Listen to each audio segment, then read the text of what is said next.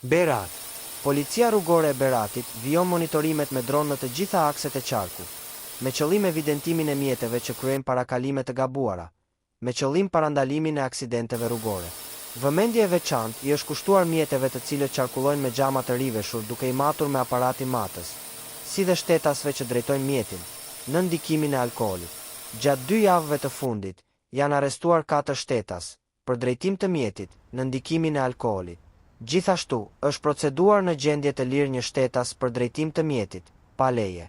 Më tej, gjatë kësaj periudhe, janë dëshkuar administrativisht 2 drejtues mjetesh, për drejtim të mjetit, nën efektin e alkoolit. Janë dëshkuar 152 drejtues mjetesh, për parakalime të gabuara.